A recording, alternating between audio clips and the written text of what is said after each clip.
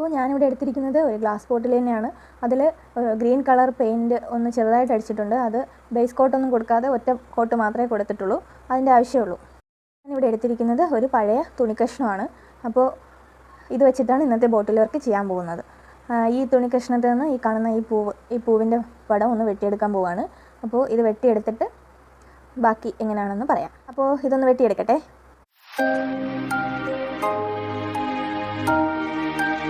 അപ്പോൾ ഞാനിത് വെട്ടിയെടുത്തിട്ടുണ്ട്. ആ ഫ്ലവർ മാത്രമാണ് വെട്ടിയെടുത്തിട്ടുള്ളത്. ഇനി അതിൻ്റെ ലീഫും വെട്ടിയെടുത്തു.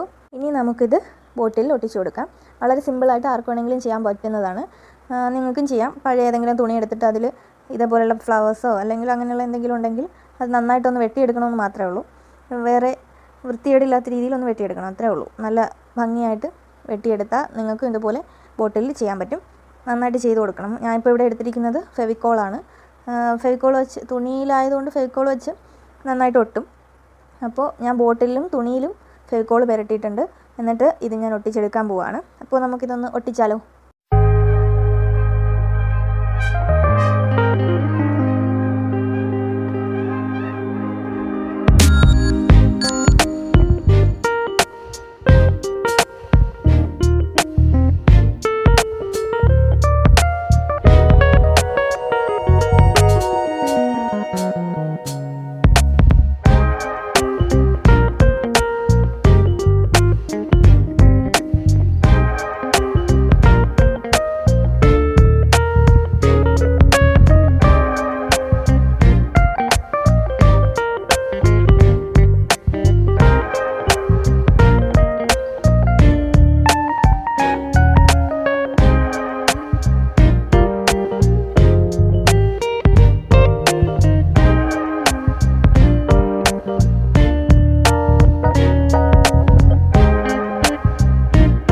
റെഡി ആയിട്ടുണ്ട് കേട്ടോ.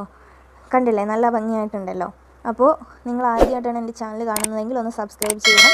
പിന്നെ അതുപോലെ തന്നെ നിങ്ങൾക്ക് ഈ വീഡിയോ ഇഷ്ടപ്പെട്ടു എന്ന് കരുതുന്നു. Thank you.